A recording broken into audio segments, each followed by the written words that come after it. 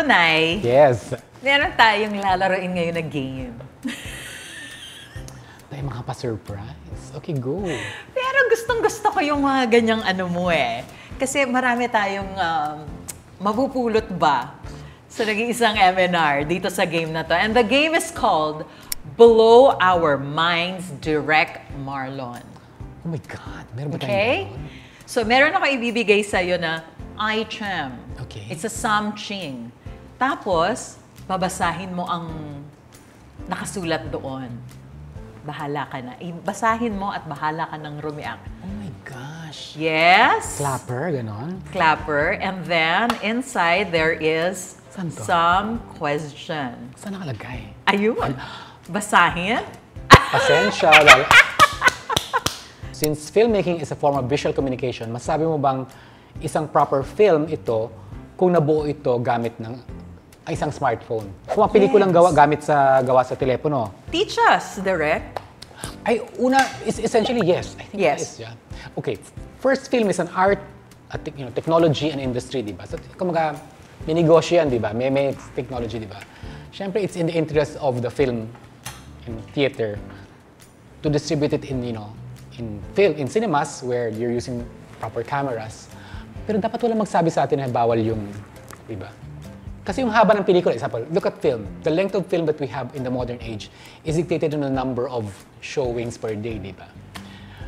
Or sa TV, the Emmys, di ba? Yung number of time. So for me, kahit smartphone, kahit ano, it's a form of, it's filmmaking. Di ba? It's filmmaking. I mean, it could be one shot, it could be two shot, edited together. Why not, di ba? I mean, why not, di ba? As long as it's a recorded story. A recorded Diba? story. Diba? That's the A recorded story, visual, and that's it. Of course, yung ibang mga critics tataas ang kilay, di ba? Kasi may formal form ang films, di ba? May convention, meron, di ba? May paandar, di ba? May academic view, di ba? May artistic ano. Pero ako, a single frame can tell a story as long as it's a recorded, visual recording of that picture na it can be played back. It's a film.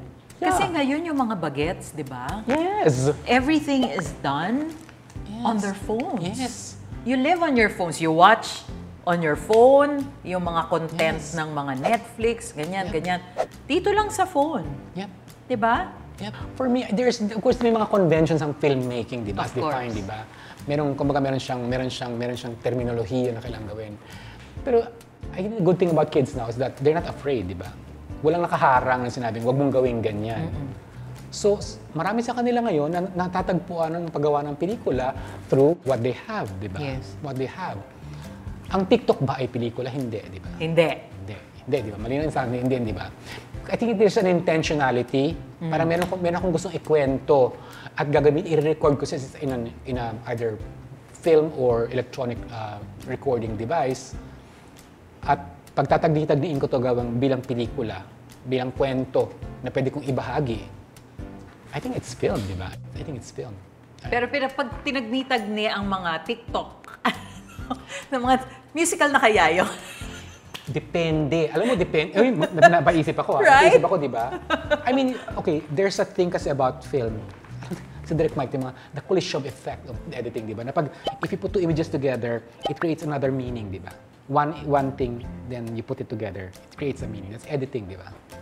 So, I guess, but the intention, if you take TikTok videos and you make a story out of it, you impose the creative vision into those films and repurpose them to tell something.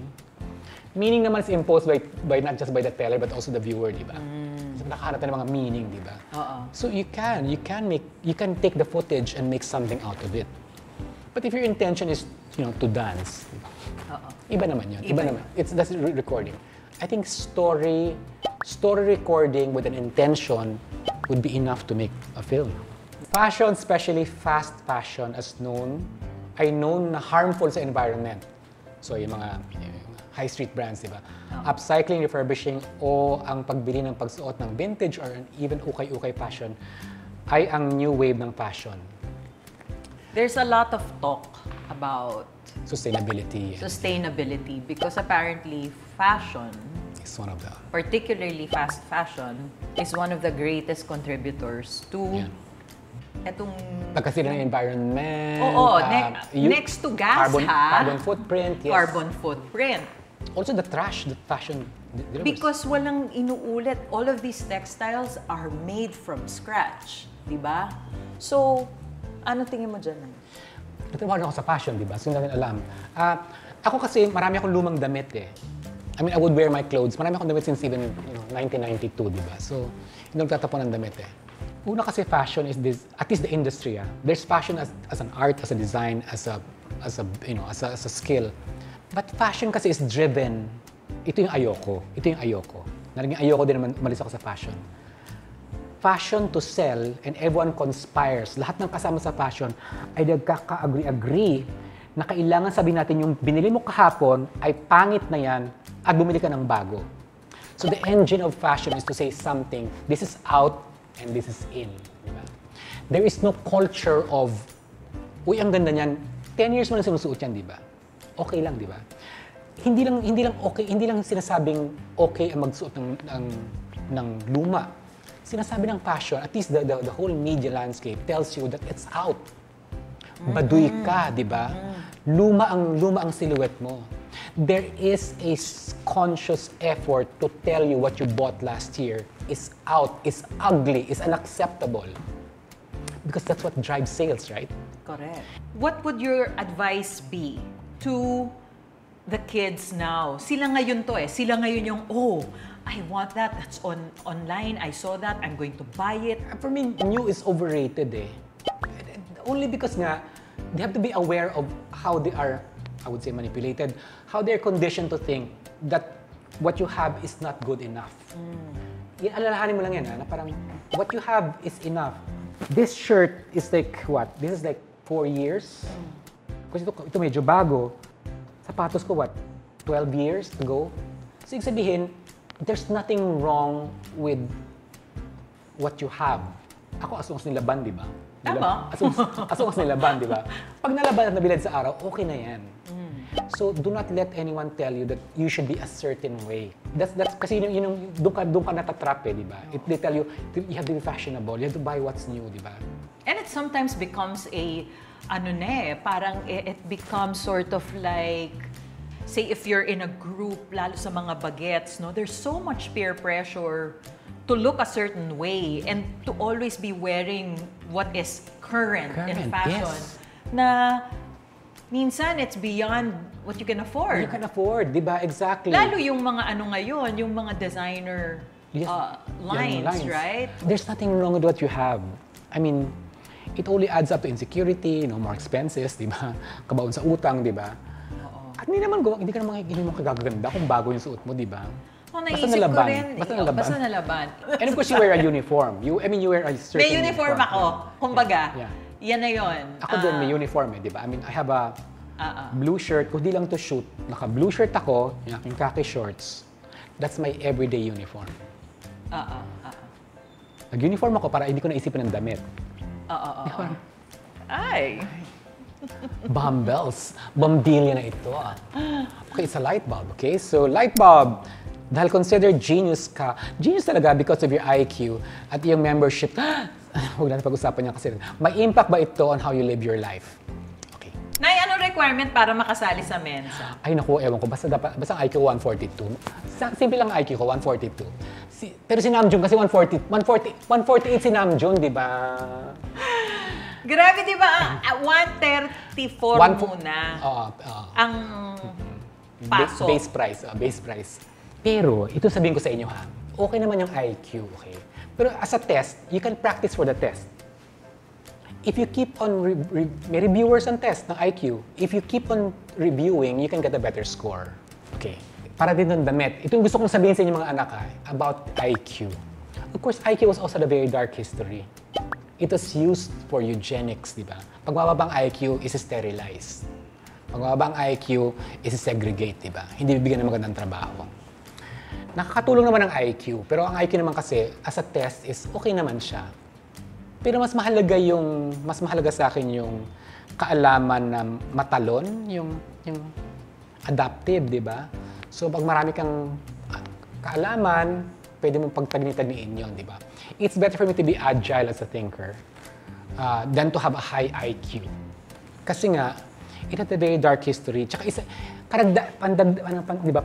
pandagdag stratification, di ba? Pangdagdag hierarchy na naman, di ba?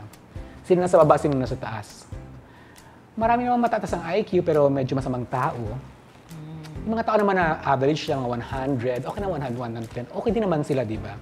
So again, like the myth, hindi siya maging sukatan sa pagkatao. Matanda na kasi ako, di ba? You understand these things, di ba? You start to understand these things. If you have been given with so much gift, but if you don't apply yourself, kung hindi mo practice, hindi mo ginawa, ay, hindi naman siguro, walang kwenta yung talent mo, di ba? Kasayangan at kahihiyan. Yes. Na hindi mo i-maximize kung anumang... Mali. Whatever you're given, you should... So, attitude over talent, Nay? Oh, pero wag ka sana magtapo ng attitude na hindi kasi laki ng talent, di ba? Di ba? Don't throw a tantrum bigger than your talent kasi ang tawag doon ay difficult, di ba? Or, on umayong ka naman sa ganda. Maganda masyado ang iyong attitude. I'll take you in even if your talent is not so, di ba? Kung ang talent mo nandito pa lang, pwedeng payabungin yan. Everyone is teachable. Hindi ako naniniwala sa taong bobo. I don't believe in bobong Pilipino. I do not. I swear, teacher ako ng talagang teacher, di ba? Tamad lang minsan, matigas ang ulo, may konting challenge sa learning, siguro disability, o gutom lang yan, siguro may problema, di ba? But no one is bobo eh. Everyone is teachable. And in fact, that's the biggest thing you should be. Ang ambisyon lang sa buhay is matuto. That's the best ambition you can do. So, wala talagang bobo. Kailangan talaga I'd rather take someone with the aptitude and the attitude for it. Aptitude. Di ba? Yung kung merong konting leaning towards it, merong ganun gana, at saka may sipag, di ba? Mas maganda rin yung nakuha mo ng lahat-lahat. Pero usually, you don't get all of that, di ba? Right. You have to start somewhere. So ako walang bobo. Hindi totoo yung bobo. Matigas lang ang ulo. Alam na natin walang bobo. Kaya wala kayong excuse. Wala. Di ba? I mean, wala naman talaga, di ba? Kasi correct. wala naman, I mean, intellectual, iba yon. Ibang academic, di ba? Correct. Iba yung academic. Hindi ka naman sa eskwelahan araw-araw, di ba? Oo. That's right. Ang buong buhay mo nasa labas ng akademya. Nasa labas. Gamitin mo. I mean, these are all skill. I mean, yung people who know camera. I mean, they know that more than I would ever know. The universe is random. The universe is random. May bell curve, di ba? Yung mga tao nasa gitna ng bell, marami silang chances. Yung mga tao din naman na nahulog sa labas ng bell. Sa labas ng bell. Ganun lang, di ba? In the end, you realize na parang, no, I mean, you could not have controlled everything in your life.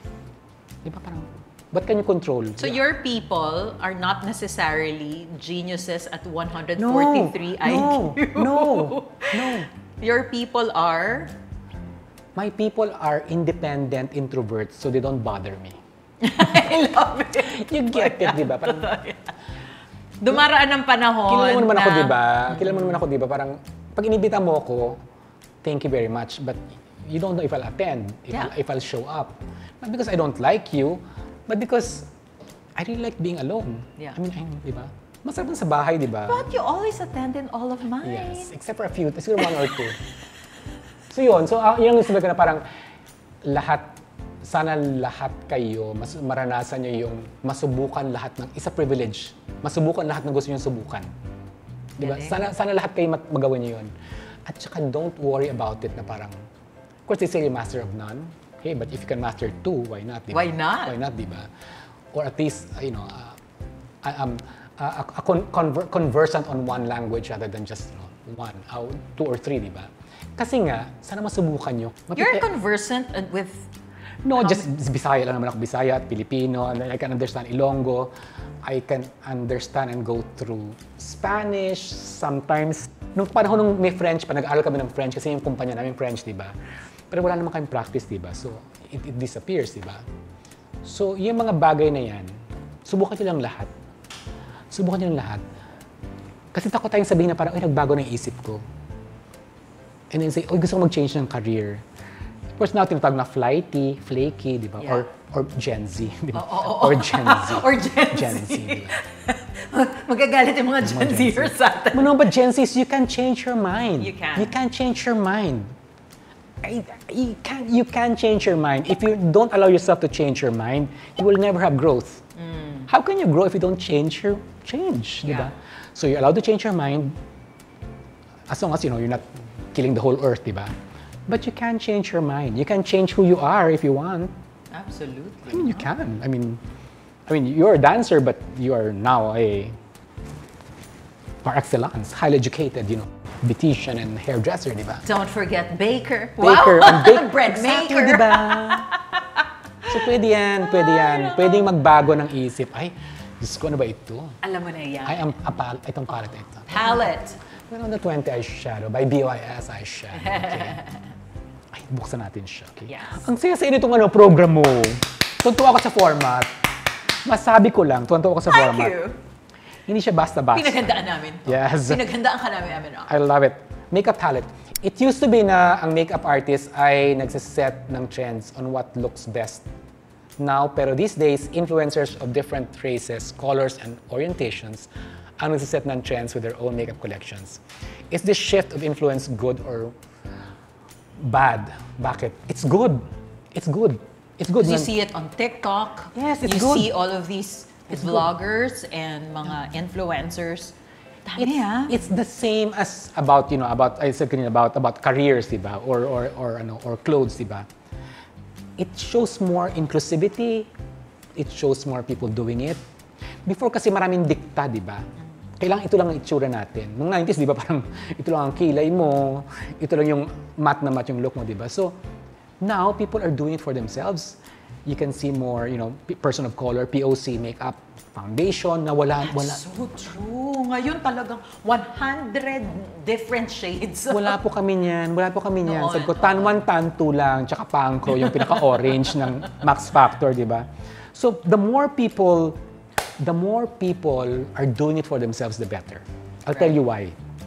For me, diversity is what makes us survive as a species. I mean, di ba, pag kayo lang, tsaka kayo na rin nagbobong karwan, ang tawag doon inbred, di ba? Hindi tumitibay ang isang grupo ng tao. Hindi tumitibay nang hindi nagpapapasok ng bagong impluwensya o bagong elemento. You have to allow for all this diversity to happen so that we can thrive only as a species.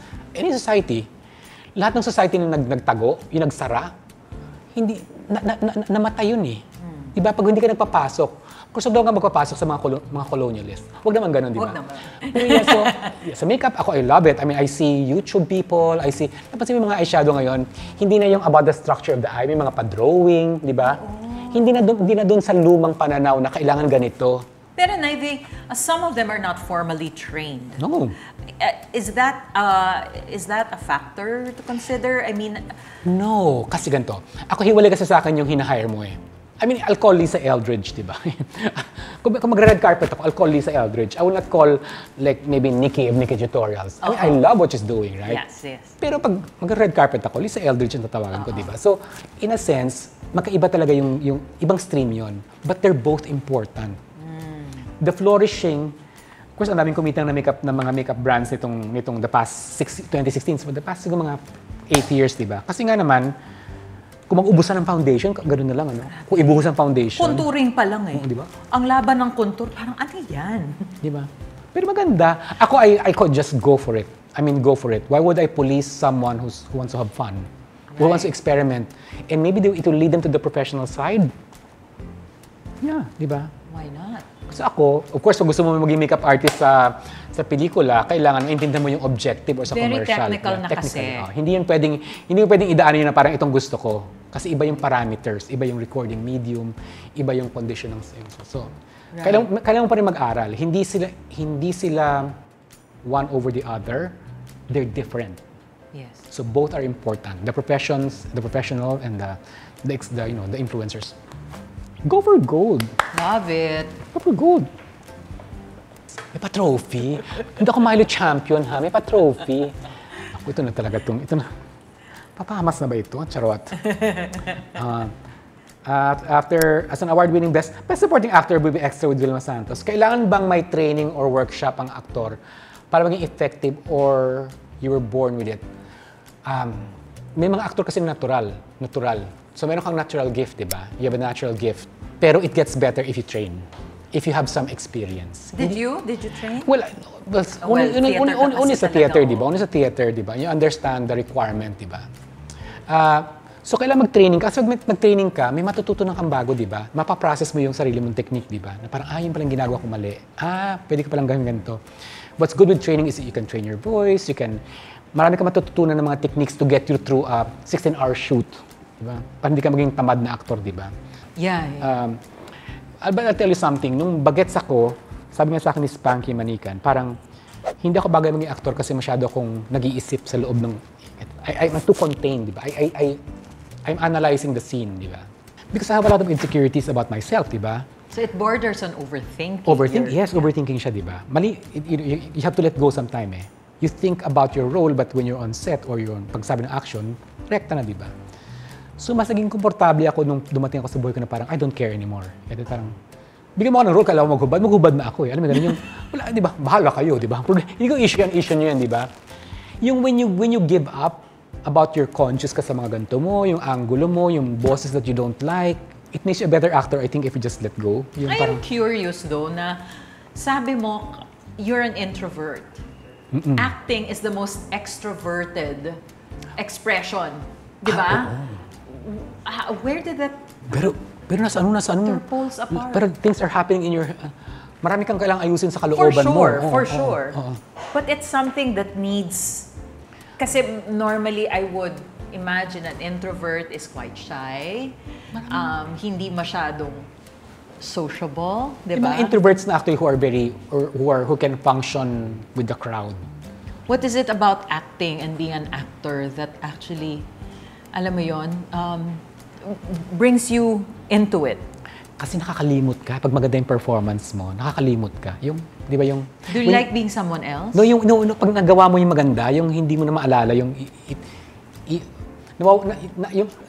pagka-super analysis mo, yung pagka-super analyzer mo, it moves away, di ba? When you're in that. Of course, may consciousness ka pa rin, di ba? May marker, di ba? Oo, syempre may marker. May mga stuff, di ba? But you get that parang feeling, parang, okay, nagawa ko yun, di ba? Meron ka na natumbok na tama, di ba, sa loob. Because actors say sometimes they like being someone else. Is that also playing someone else? Hindi lagi akong ginagawang di ba?